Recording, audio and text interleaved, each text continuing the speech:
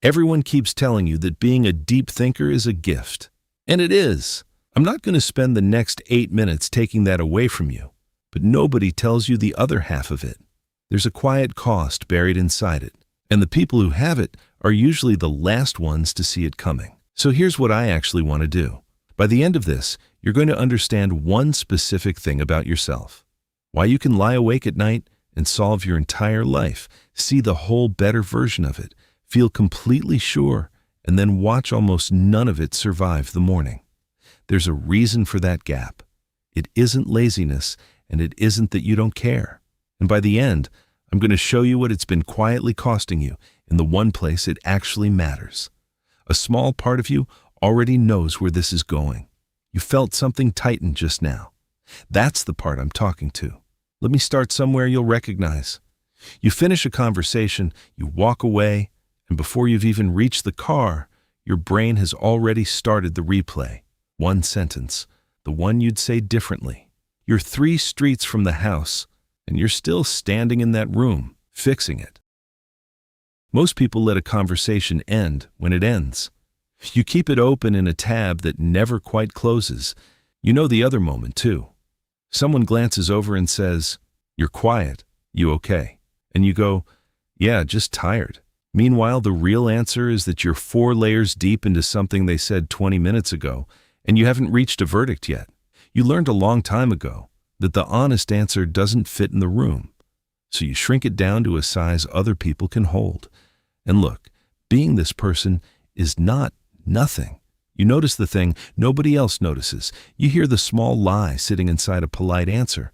You can hold a hard question for days without needing anyone to hand you the answer. And that is genuinely rare. Most people can't stand not knowing. You made a whole home inside not knowing yet. And people feel it, even if they never say it. You're the one your friends come to when something is actually complicated, not because you'll cheer them up, but because you'll sit there and take the whole thing apart with them until it finally makes sense. You catch the detail everyone else scrolled right past. You've probably been the quietly older-seeming one in the room since you were a kid. Hold on to it for a second because you earned it. So notice something. Not everyone who thinks this much is doing the same thing underneath. There are a few versions of this, and one of them is you. Some people think because the world is genuinely interesting to them, they follow an idea just to see where it goes, the way a kid takes a radio apart to see what's inside. Lucky them. Some people think because it's the only place they ever feel in control. Out in the real world, things happen to you. People leave, plans fall apart, but inside your own head you get to run it again and start to believe that if you just think hard enough, nothing can blindside you again. It never works. But it feels like it might, and that's the addictive part. And then there's the kind almost nobody admits to. Some people think so they don't have to feel. Analyzing your sadness is so much quieter than being sad. Same reflex, just dressed up as wisdom. You already know which one you are. You knew before I finished the sentence.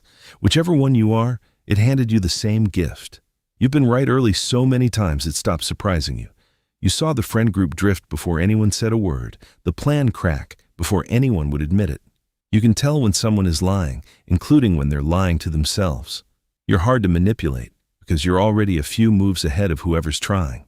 For most of your life, this has quietly been the best thing about you, and I'm not going to argue with that. But here's the cruel detail underneath all 3. Deep thinking and overthinking feel completely identical from the inside. Both are intense. Both feel important. Both keep you up at night. And that's the first shift I want you to catch. So here it is. A lot of the time, when you think you're working a problem out, you're not. You're just visiting it over and over. And the reason you can't catch yourself doing it is that visiting a problem feels exactly like solving one. Same intensity, same focus, same exhaustion at the end. You go to bed proud of how hard you thought, and nothing in your actual life has moved a single inch. That's not depth.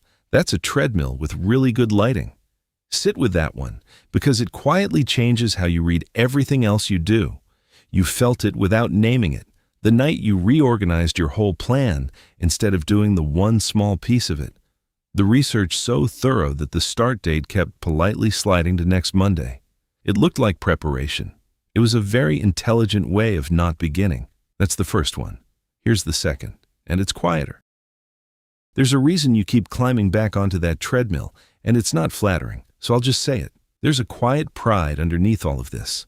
You'd deny it if I asked you straight, but be honest. Somewhere down there, you suspect most people are skating along the surface, reacting, moving on, sleeping fine, and you're down here in the real depth, seeing how things actually work. And it feels good. There's a small private hit in being the one who understands more, even when nobody asked you to. I'm not above this. I do the exact same thing. That's the only reason I can see it. And that brings us to the last one. This is where it starts changing. Here's what that pride quietly costs you. And this is the part I really want you to catch. It is lonely to be the smartest person in your own head, not the dramatic kind of lonely. You can be in a room full of people you genuinely love and feel it anyway. It's the loneliness of being 3 layers down while the whole conversation is happening up on the surface and realizing you can't drag anyone down there without it getting weird. So you go quiet. You nod. You file the real thought away to take out later, alone, where it's safe, where nobody can call it too much. And some of that loneliness, if you're really honest, you built yourself. Some of it is real, the genuine ache of not being met. But some of it is just the bill for the pride. You can't look slightly down on people and feel fully held by them at the same time. And somewhere along the line, your own head stopped being a place you think and quietly became a place you hide. Okay, breathe. I told you this one wasn't going to only comfort you. Think about the notebooks. I'd bet you have them. The plans you made at 1 a.m. that felt so clear, so right. Like this time, you'd finally cracked the whole thing. You could see the entire better version of your life from up there. And then the sun came up, and the clarity just didn't survive the daylight. You've solved your whole life at 2 a.m. over and over. None of it ever made it to noon. And that's the gap I promised you at the start.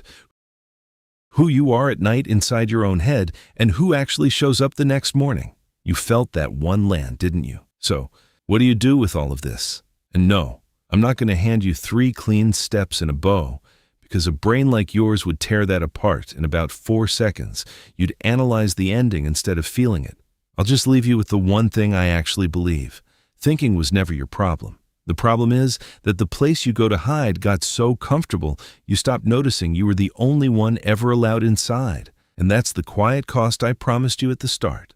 Not your work, not your potential. It's that you can be loved by someone who genuinely means it and still feel unknown. Because the most honest version of you only ever comes out alone, late, where no one can reach it.